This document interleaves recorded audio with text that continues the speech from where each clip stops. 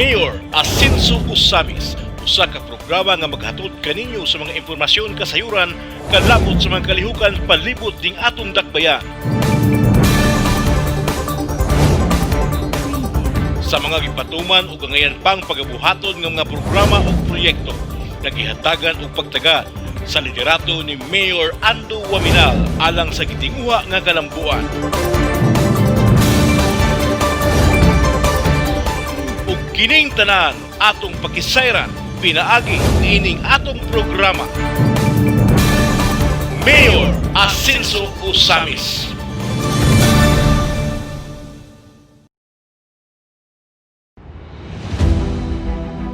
Setyembre 16, ingon nga suporta sa Asenso Usamis administration sa mga magtutudlo, mga estudyante o maginikanan alang sa safe learning continuity ubos sa new normal of education. Sayo niining adlaw, gi-turn over ni Mayor Asenso Usamis Ando Waminal ngadto sa Usamis City Schools Division ang tulo ka mga brand new Toyota Hi-Ace vans, 6,000 radio sets ug 6,000 ka mga USB flash drives. Ang mga vans kun blended learning vehicles ang pagagamiton aron mutagana sa luwas nga transportasyon sa atong mga educators sa pag-deliver sa mga modules. Samtang ang mga radios ug flash drives ang pagagamiton sa kindergarten, grade 1 pupils ug mga upper grade learners sa mga lagyong barangay sa dakbayan alang sa ilang radio-based learning pinaagi sa USB recorded instructions. Sa iyang inspirational message sa turnover ceremony nga gipahigayon sa Mini Arts Theater sa Usamis City National High School,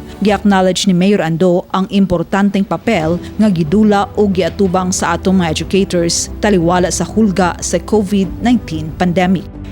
You educators, you are also frontliners and you are the local heroes of this city. And at this time, we have a very critical role to play in educating, in forming our youth, the next generation. Sa iyang mensahe, gipasabot ni Mayor Ando nga kung gamiton sa hustong paagi, ilabi na alang sa kaayuhan sa katawhan, mapaiguan gayud ang pondo sa gobyerno. For the past 14 months, I think we have showed the public that as long as government funds will be used really for the benefit of the people, then it can be enough. Like what we are turning over now, I mean, these 3 brand new vans, and then we have the radios and flash drives for the grade 1 and grade 2 students. Also, by next month, the much awaited Riso machines, photocopiers. To the school administrators, I think we are fully paid already with our promise last year. Remember when you first invited me, I committed 100,000 worth of IT equipment and 150,000 for integrated schools. So 2 weeks ago, we have completed already the delivery. Gituman usab ni Mayor Ando ang iyang saad sa mga school heads ug sa Usamis City Schools Division sa paghatag sa 100,000 pesos worth of IT equipment alang sa mga elementary schools ug 150,000 pesos worth of IT equipment alang sa matag integrated schools. Sa sunod bulan, nakatakda usab ang delivery sa mga gihulat nga Riso multi-copier machines alang sa printing sa mga self-learning modules alang sa mga estudyante sa dakbayan. Gawa sa pag-turnover sa mga vans, radio sets ug flash drives alang sa napulo ka mga districts ilalom sa Usamis City Division, gi-administer usab ni Mayor Ando ang oath-taking sa 14 ka mga newly hired teachers sa Usamis City Division. Kansang appointment ang giaprubahan sa Civil Service Commission kon CSC. Gawas ni ini, may hatag usab si Mayor Ando og 10,000 pesos ingon nga entry bonus alang sa matag bag-ong maestro ug maestra nga magamit nila sa pag-celebrate kauban sa ilang mga pamilya. To the 14 new teachers, so that you can prepare for a simple celebration. I have prepared 10,000 pesos each for you so that you can save your first salary for whatever is much more important. Actually, 5 unta to, kay for lechon enough na. But then since you asked me to minister your oath, so nadoble. Again, congratulations to the 14 new teachers. Congratulations to you, the not so new educators. Thank you for your love to our students. Thank you for your continuous efforts and your dedication. And remember that we, the Ascenso Ozamis administration, will always be at your back. Daghang salamat and may God bless us all. Sa iyang mensahe atol sa mga programa, giang kunusab ni Mayor Ando nga ang pakigbatok sa misinformation usa ka dakong hagit nga giatubang sa mga opisyal sa kagamhanan karon. Right now, part of our challenges is combating misinformation. Sumala pa sa mayor nga bisan tuod nagpuyo kita sa usa ka nasod nga nagtamod sa demokrasya apan wala kini nagpasabot sa pagkawala sa atong respeto kanila nga nanguna kanato. True, we are a democratic country. We are supposed to promote democracy. But promoting democracy, living out democracy, does not necessarily mean you lose your respect to your leaders. You lose your respect to your neighbors. Because by doing so, you slowly lose your self-respect. And we lose the true meaning of democracy.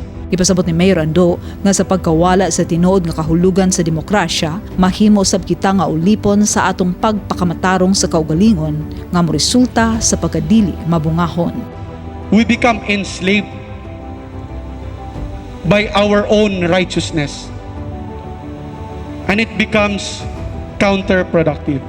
Nga nagpahinumdum kanila sa dakong papel nga ilang gidula sa pagmatuto sa mga kabataan, gipahayag ni Mayor Ando atubangan sa mga magtutudlo ang ilang katungdanan sa pagtudlo sa kabataan, ilabi na sa atong panahon karon sa kahinungdanon sa pag-ila sa husto gikan sa sayop ug sa pagrespeto ilabi na sa mga hamtong. Our kids, our pupils, by teaching them, by reminding them how to properly discern what's right from wrong, how to respect your elders, your leaders, your teachers, how to respect the administration, how to respect the authority. If that will be inculcated in them, then when they leave school with that 10%, they learn the 80% with that they learn that 90% without foundation of good moral, of being respectful, of being an obedient citizen. And we will be able to eliminate these kinds of self-righteousness and disrespect that is going on not only in our city but in our nation. Gipasabot ni Mayor Ando nga bisan tuod gawasnon kita sa pagsulti sa bisan unsa nga gusto nato, dili kini makatabang sa krisis nga atong giatubang karon sa nasud. Usa ka kagawasan nga giabusuhan bisan sa mga edukado, mga adunahan ug daghan pang mga gitamod sa katilingban. While we are free to say what we want, but saying that will not help the nation. Saying that will not help us solve this problem we have, this COVID situation. So it all goes back to how these kinds of people were formed. They may be professionals. Some are professionals, some are successful businessmen. Some are millionaires, billionaires in fact. but they were not morally formed well. Gi-share usab sa dynamic mayor of Ozama City ang good news sa pagsugod na sa construction sa bagong gymnasium sa Ozama City National High School ug ang pagdevelop sa oval track sulod sa eskwelahan. Sumala pa ni Mayor Ando nga dili ordinaryong covered court ang pagatukuron sa OCNHS, sanglit ang maong gym, kumpleto sa bleachers, air-conditioned dressing room, rubberized court, basketball ring ug shot clock ug adunay budget nga 8.7 million pesos. Ug tungod kay ang OCNHS ang sentro sa tanang mga tulunghaan sa dakbayan, ilaki usab sa pagdevelop ni Mayor Ascenso Ozamis Ando Waminal ang oval track nga naglakip sa concreting alang sa hamugaway nga track alang sa ipahigayon nga sports activities sama sa city meet ug uban pa. Bugos ug makanunayon nga suporta kini ang ipasalig ni Mayor Ando ug sa Ascenso Ozamis Administration ngadto sa Department of Education. Gidugang usab ni Mayor Ando kun ngano nga siya uban siyang amahan nga si Deputy Speaker Henry S. Waminal ang kanunay gayud nga naghatag sa ilang suporta sa DepEd. Kini tungod kay nasayod sila nga ang ahensya ang magsilbing instrumento sa pagbago sa dakbayan.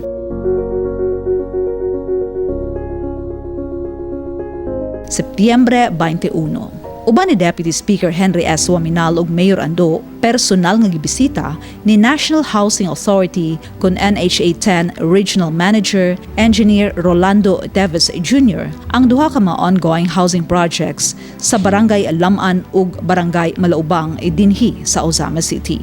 Ubos sa direktiba ni NHA General Manager Marcelino Escalada Jr., gibisitahan sa NHA 10 Regional Manager ang maong mga housing projects aron masuta kung sa unsang paagi makatabang ug makahatag og ayuda pinaagi sa dugang pondo ang NHA aron sa mas paspas nga pagkumpleto sa nahisgutan nga mga housing projects dinhi sa dakbayan. Nagki-coordinate ta sa mga proyekto sa housing nga gi-propose ongoing kay naman tay mga ongoing pod niya katong naghatag pud updates sa mga unsa nay nakumpleto nato nga mga housing project. So basically mo na ang atong katuyuan karon sa pagbisita dinhi sa inyong lugar ug nakita namo naay mga projects nga gi-implementar karon sa local government sa Ozamis ug sa kuan naay proposals pod sa ubang mga munisipyo nga sakop sa distrito ni Congressman Henry Waminal. In fact, sila gyud ang nag-take sa initiatives karong panahon na.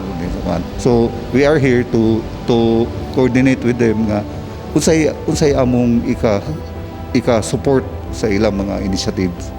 Kalabot sa Laman Housing Project, nasabtan usab sa Regional Manager sa NHA ang katuyuan ni ini nga matagan-an sa saktong kapuy-an ang atong mga kaigsuunan nga nanginahanglan. Ang katuyuan nga mapahiluna ang mga katawhan nga sa dugay ng panahon na walay insakto nga panimalay. Ang lugar ma-improve dati kuno nga kaabtan og lawom nga tubig panahon sa ting-ulan, at least maka-introduce og development sa area. And then considering napo kini nahimutang daplin gyud sa highway, matag karon ug unya adunay mga bisita nga moabot modangat dinhi sa dakbayan, no? Ug mas mayo nga ang makita nila nga plaster ang mga kuan. Nakita po nato gipresentar man ang overall development plan. So patsada ang vision ang og panihuaan po nato nga unsay additional nga input nga mahatag sa national agency pinagi sa NHA ato po kanang ma-implementar. Gidugang pa ni RM Teves nga gitinguha usab sa National Housing Authority nga makig-partner sa LGU Ozamis sa gipatuman nga housing projects dinhi sa atong lugar. Daghan ang mga proyekto nga gimugna sa LGU. Nag-atugod mi sa Malaubang. Kita po namo ongoing ang development ug paninguhaon po nato nga makahatag po kita og additional nga funding. Murag partnership ini national ug local nga undertaking. Nai-request ang local government ug mandato sab sa NHA nga mohatag og assistance sa mga local government units usa kini sa mga flagship program sa NHA kaning gitawag nga resettlement assistance program to local government units. Sa iyang bahin, gidayag usab ni NHA General Manager Marcelino Escalada Jr. ang condominium housing project sa Dakbayan nga anay ipatukod sa Puruksais, Barangay Laman. Ubos sa pagpaningkamot ni Deputy Speaker Waminal uban sa lig-on nga suporta ug pakigtambayayong sa LG Ozamis ubos sa pagdumala ni Ozamis City Mayor Sancho Fernando Ando Waminal nga nagtumong sa paghatag sa disente nga mga panimalay sa mga informal settlers sa Dakbayan. The concept of a condominium housing for informal settlers is a very good idea for a housing project because you give people a house without uprooting them from their ecosystem. Given that the project of Congressman Waminal is just within the same area where the beneficiaries used to live, it is very ideal. Ang Laman Housing Project ang naghatag katumanan sa dugay ng damgos kagamhanan sa saka high-rise ug hamugaway nga housing project. Pahayag pa ni NHA General Manager Escaliada. Ang Informal Settler Families o ISF program ang naglakip sa relocation ug resettlement sa mga pamilya nga nagpuyo sa mga delikadong lugar sa Metro Manila, ilabi na niadtong nagpuyo ubay sa Sapa, Suba ug mga estero. Gidayeg ni GM Escaliada ang konsepto ni Deputy Speaker Waminal nga i-maximize ang luna sa iyang proposed housing project nga matud pa dalaygon gayud. Gipasalig usab sa NHA National Head nga mutagan ang ilang ahensya sa tanang suporta nga kinahanglanon alang sa pagkumpleto sa maong proyekto. Technical support, construction aspect, bisan unsa pa, itagana kini sa NHA. Technical aspects sa construction ug uban pang mga suporta nga mahatag abot sa ilang makaya. Tungod kay ang lokal nga kagamhanan sa Dakbayan sa Ozamis ug si Congressman Waminal ang nagbuhat niini sa husto nga paagi. Si Congressman Waminal nga usa sa mga Deputy Speaker sa House of Representatives ang nag-implementar sa 15 million peso 4-story condominium project sa Barangay Laman ning Dakbayan alang sa mga informal settlers nga nagpuyo sa mga delikadong lugar sa syudad.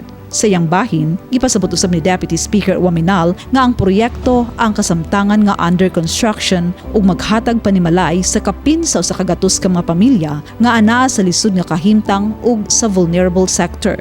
Kansang panginahanglan alang sa disente nga pamuyo ang kinahanglan nga tubagon uban sa pakigtambayayong sa mga national government agencies. Gipahayag usab ni GM Escaliada nga ang housing project sa Ozamis City ang una nga condominium resettlement alang sa mga informal settler families kun ISF. We would like other LGUs to follow what Ozamis is doing. Kipasalig usab ni Escalada nga suportahan sa NHA ang umaabot pang mga housing projects alang sa Ozamis City. Kipasabot usab ni Deputy Speaker Waminal nga ang Lamaan Condominium dili lamang usa ka resettlement building. Apan maglakip usab kini sa usa ka commercial ug health complex alang sa mga residente sa Dakbayan. Ang programa gitumong sa paghatag kanila og housing nga magpataas usab sa kalidad sa ilang pagkinabuhi. Gibutiag pa ni Congressman Waminal nga gawas sa mga multi-level building, tukuran usab niya ang mga residente sa usa ka court, daycare center ug community market. Ipahayag usab ni Mayor Ando nga dakong kalambuan sa housing program ang Lamaan Housing Project. Excited na usab ang mga benepisyaryo o gikalipay gayud nila nga mahatagan sila niini pinaagi ni Congressman Waminal ug Mayor Ando.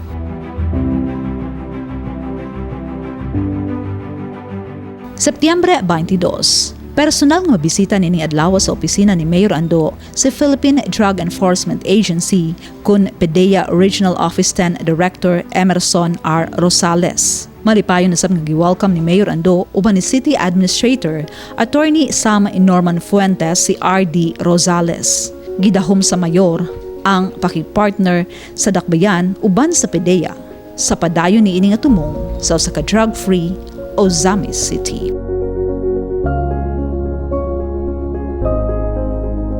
Setyembre 23, personal nga ipaabot ni Mayor Ando pinaagi sa official Facebook page ni ini ngadto sa publiko. Ilabi na sa mga pasahero nga mopauli sa Dakbayan nga ang local government sa Ozamis City ang wala mag-require sa pagpahigayon sa rapid testing sa tanang mga pasahero nga mobiyahe padulong Ozamis City una pa sila mobiya sa Manila. Ipasabot sa mayor nga ang iyang opisina ang wala nagmando sa rapid testing una pa moboard sa eroplano padulong sa dakbayan. Gi-quote usab sa mayor ang DILG advisory pinetsahan Agosto 25, 2020 nga klaro nga nagpahayag. Requiring rapid diagnostic tests, aside from being an additional cost to passengers, is causing a delay for locally stranded individuals. Further, such is not provided in the policy for the management of LSIs. Ipasabot usab ni Mayor Ando nga nagpadala na siya og sulat ngadto sa DILG aron mapaklaro aksyon nga gihimo sa mga airlines.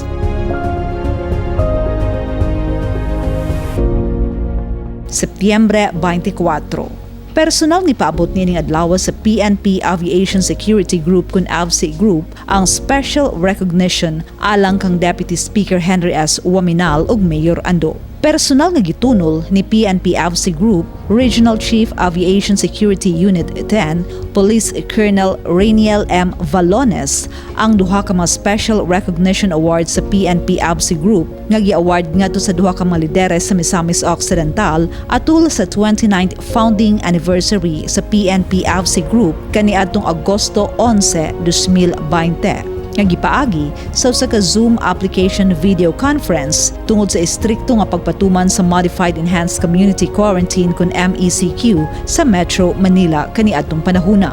Ang recognition gihimo usab isip pasalamat sa PNP AVSE Group ngadto kang Deputy Speaker Uwaminal ug Mayor Ando tungod sa ilang lig-on nga suporta ngadto sa PNP AVSE Group aron mas mapauswag ug makahatag ang ahensya sa mas maayo nga serbisyo ngadto sa katawhan.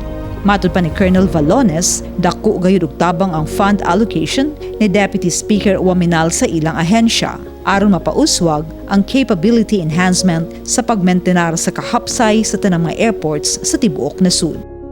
At tayo po ay naparito kay Congressman at kay Mayor Uwaminal para dalhin ang kanilang mga nakamit award noong AVSE Group 29th anniversary, founding anniversary sa Manila. Sila pong dalawa ay awardee ng ating national headquarters sa AVSE Group sa pamamagitan ng kanilang mga tulong sa Aviation Security Group upang mapangalagaan ang ating mga paliparan sa buong Pilipinas. Sila po ay aktibong tumutulong sa Aviation Security Group sa pamamagitan ng kanilang mga alokasyon upang i-improve ang capability enhancement ng ating mga kapulisan na pangunahing nagbabantay sa ating mga paliparan. Usa sa napaabot nga tabang ni Deputy Speaker Uwaminal ug Mayor Ando sa PNP AVSE Group mao ang construction sa dugang mga pasilidad sa ahensya, ilabi na sa ilang national headquarters. Sa Ozamis Airport usab, naghatag ang Asenso Ozamis Administration sa ka brand new Toyota Innova alang sa dugang mobility sa airport police. Gidugang pa ni Colonel Valones nga sa construction sa new passenger terminal building sa Ozamis City Airport, nagahino sa pondo si Deputy Speaker Uwaminal alang sa dugang pasilidad sa PNP AVSE Group sa Dakbayan alang sa dugang nga puwersa aron sa padayon ng pagmentenar sa kahapsay sa airport. Ang mga naitulong po ng ating butihing mayor at Congressman and Deputy Speaker Henry Uwaminal ay yung mga pasilidad upang makatulong sa pagganap sa tungkulin ng mga kapulisan doon po sa aming national headquarters. Meron po siyang mga donasyon ng mga pasilidad ay tinayo para magamit ng ating kapulisan.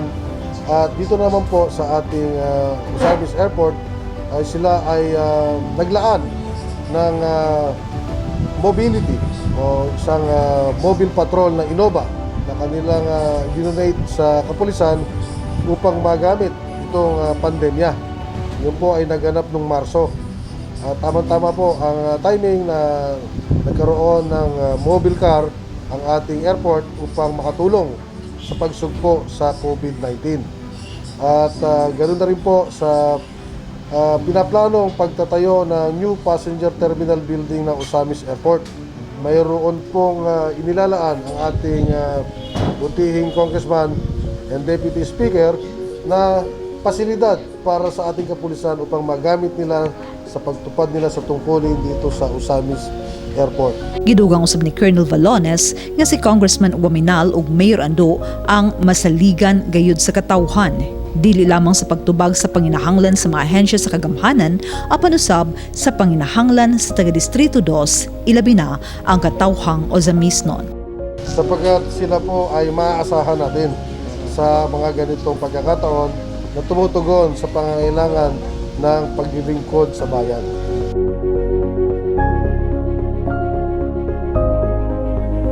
Setyembre 28. Niining adlaw, ingon nga kasaulugan sa Family Week, mipagawa si Mayor Ando pinaagi siyang official Facebook page sa pahibalo base sa Memorandum Circular No. 80 gikan sa opisina ni Presidente Rodrigo Duterte, alayon usab sa Proclamation No. 60 Series of 1992. Nga nagdeklara sa katapusan nga semana sa bulan sa Setyembre ingon nga Family Week ug sa pagtugot sa mga government workers ug sa ilang mga pamilya sa pagsaulog sa ilang tagsa-tagsa ka mga panimalay. Pursuant to Proclamation No. 326 Series of 2012, ang trabaho sa tanang mga buhatan sa executive branch sa kagamhanan ang gisuspende sugod sa alas 3:30 sa hapon.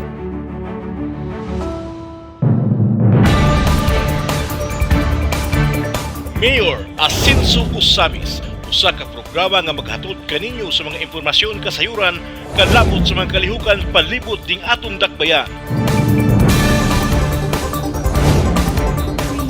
Sa mga gipatuman ug gangayan pang pagabuhaton ng mga programa ug proyekto nagihatagan og pagtaga sa liderato ni Mayor Ando Waminal alang sa gitinguha nga kalambuan. Ug kining tanan atong pakisayran pinaagi niining atong programa. Mayor Asencio Usamis.